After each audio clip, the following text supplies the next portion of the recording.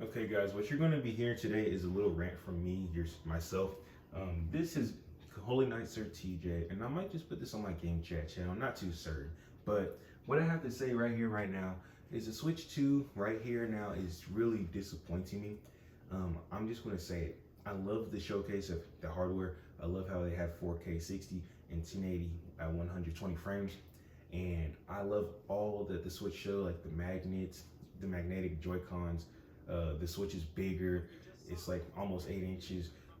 It's a really nice thing. That's when it comes down to the hardware and specifications. And the video games look good. I was very excited. I was super excited when I saw Mario Kart World. Now, I didn't necessarily, I don't know how to feel about some aspects. Like you go to the other track in order to finish the lap 3, and that's the whole race. I don't really know how to feel about that. That's not really Mario Kart to me. But regardless, I loved Kirby Air Riders. Oh my gosh, that was so crazy, man. It was so crazy. It looked so incredible, and I love it. And the Donkey Kong, which is basically like a pseudo Mario Odyssey, but basically Donkey Kong Odyssey. Oh man, I love that game so much. It was so cool. Like, and then they had the other version of the Dusk Bowl, the other Bloodborne kind of game, and it's brand new and it's coming to Switch 2 first. I'm like, whoa, super cool. And the funny thing is, I called this as Kirby Air Riders because when I saw the star like twinkling, I was like, this star doesn't usually have an issue turning on. This has to be like he's trying to rev up his engine. And I was like, Kirby Air Riders, lol. And I was genuinely joking. And then when I saw that it was Kirby Air Riders, basically Kirby Air Ride 2, I was like, oh my gosh, oh my gosh, oh my gosh. Like, I was really going crazy. It's been over a decade since we got this. And I actually have played Kirby Air Riders, or Kirby Air Ride recently, because I do like the game, I love it. But we all know what it is. The price of the Switch 2 games is atrocious. The fact that you have to pay to upgrade your games to like a $10 extra on a newer version, kind of scummy. It's like now they have to make a reason for you to pay, because you're really paying for the graphics, but they do give you like the addition of not just graphics but like a new way to play. And so I guess they are actually making it a little bit worth it. And if it is $10, then that's something that I could probably get behind and respect a bit. But ultimately, dude, the price setting at $80 for a brand new Nintendo in-house game is just not something that I'm interested in at all, dude. I'm just not interested in that. It feels very disrespectful. It feels cheap. It feels like anti-consumer. And I'm not just throwing that out as a buzzword. I actually have some proof. So as you see, our other CEO, I made a community post about this like 2 days ago. And one of my friends, Black Sasuke, and Kazamination also showed. So I want to pull up the community tab that I actually spoke of. Because long story short, Nintendo, the CEO of Nintendo, used to be Satoru Iwata. He was a Japanese businessman and video game programmer. The key word, video game programmer, not just a businessman. He cared about the fans. He always made sure that the fans were getting their dollars worth and that they earned the money that they took from us. And he genuinely felt that and cared about that. And that was a big part of his business practice, because he knew that they had a golden goose, but he also knew that without us, there is no golden goose to sell. You know what I mean? So unfortunately, he did pass due to cancer, and that's really sad. That's really sucks. It's sad and it's awful, but the show must go on, right? So they got a new businessman.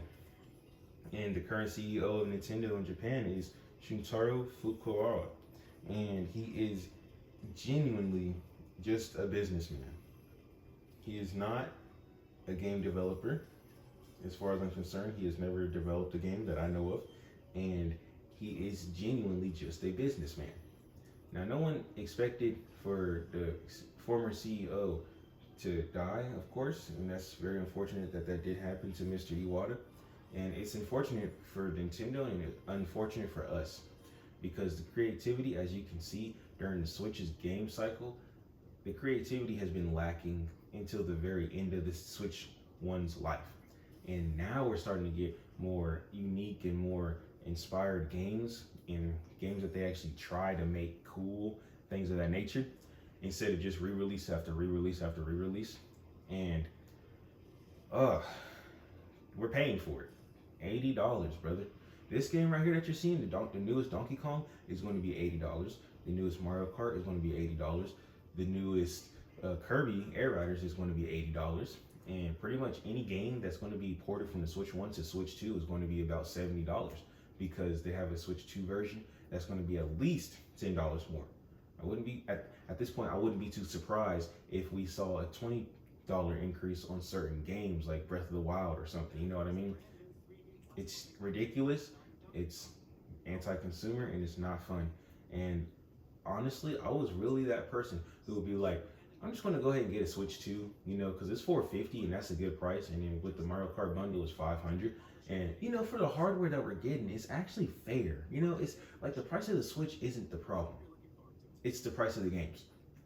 Now we already know that a lot of the times the game companies in general are going to sell their console at a loss, and then they're going to sell their games and get the profit from that, right? But the profits that they're seeking from the Switch 2 video game library is just atrocious, and it's just like reaching in your pocket and taking everything you got. Now, I mean, shoot, even if you had a couple 100,000 in your pocket right here, right now, you shouldn't be so quick to be like, well, it's nothing. Because at the end of the day, yeah, you might make a lot of money, have a good paying job and a career, but that's still not a bang for your buck. You know what I mean? We need to get not just a bang for a buck. We don't just need to get a great deal or anything, but we need it to at least be fair. And $80 is, and that's without taxes. $80 is not fair for us, bro. There's no way around it. You're not about to trick me into thinking that $80, like, I had a conversation with one of my friends yesterday, and his reasoning for understanding the $80 price tag was because, like, yeah, of course, games have been $60 for like the past 10 years. And I'm like, okay, if it's not broke, don't fix it. You know, that's how I'm seeing it. If it's not broke, don't fix it. And if there's no genuine good reason to increase a price of a video game, then don't just increase the price. But Nintendo has such a big fan base, including me, that they might just get away with it, bro. That's the scariest part. They might just get away with it, bro. Like, for real. It's the amount of people. Now, there's been a great amount of people saying lower the price, lower the price, lower the price. And that's great. We need people like that to, like, you know what I mean, speak their mind and stuff. We need that, bro. But at the end of the day, it's like, some people are really going to sit there and still buy that Switch. And this is an important part. I was going to buy the Switch, and I'm still on the fence. But now I'm leaning towards not buying it, bro.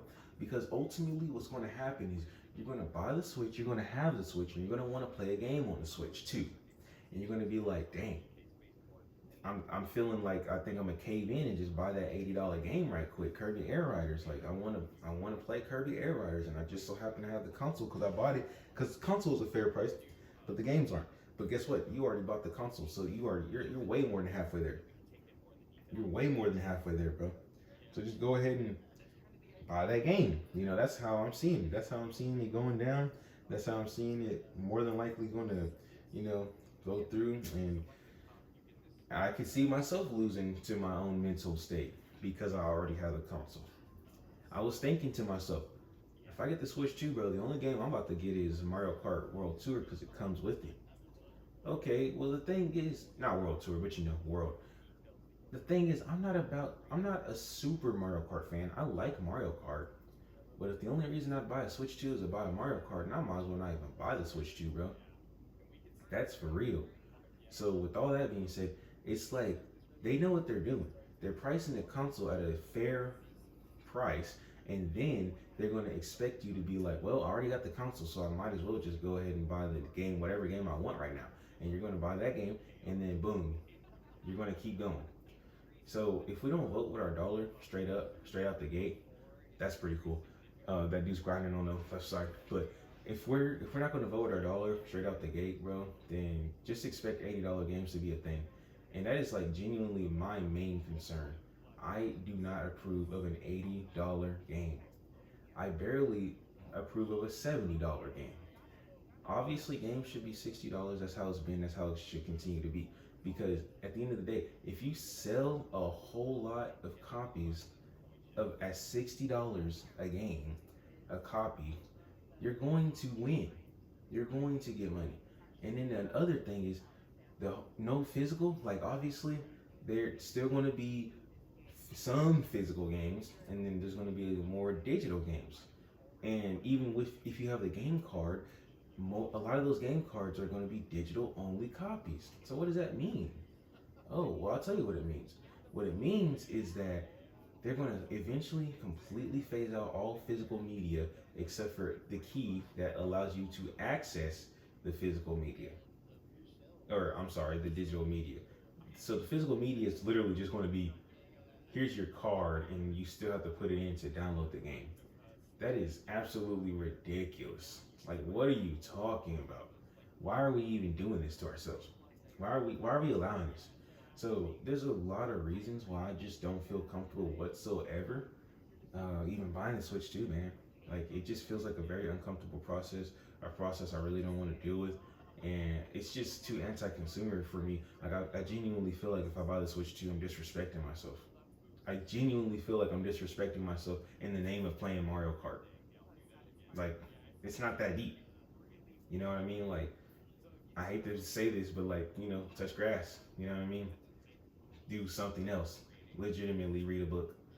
Or just if you got a PlayStation or an Xbox, just stay on your PlayStation or Xbox. If you have a Switch 1, stay with your Switch 1. It's not that deep. I promise you. Like, in my case, I'm about to just say, screw it, man. I'm about to be playing the free games only. You know what I mean? I'm about to, hey, what's up, Marvel Rivals? You know what I'm saying? Like, I'm not dealing with this. Like, if I knew that getting a 4K Switch Nintendo console would mean paying $80 a game and also only having digital media, not just digital, but like not owning any media, even if it's a physical cartridge that you buy, then I wouldn't do it. That's my rant. So let's just go ahead and specify exactly what I'm talking about. Number one, the games costing $80, there's no excuse for that. Number two, you have to pay for like an upgrade to games that you already have. Number three, the Switch 2 is only fairly priced so that you can buy the unfairly priced games, so it's really like a bait and switch. Number four, digital only media even if you have a physical cartridge. Number five, I'm just not willing to disrespect myself for all that. It's just not worth it. I don't like disrespecting myself. So with that being said, those are my 5 takeaways that I really need y'all to like understand and hear, because you gotta vote with your dollar, bro. Like I thought voting with your dollar would only go up to what stores to buy from and stuff like that. Like if a store has a bad negative history with people, maybe if they're like judgmental, discriminatory, things of that nature, then vote with your dollar and don't support that business. But now it's like don't support the freaking video game companies, which is obviously is still a business, but that's a whole different thing I didn't expect to have to care about. So yeah, there we go. Vote with your dollar, guys. That's it. Hope you guys had a good one. I'll see y'all next time.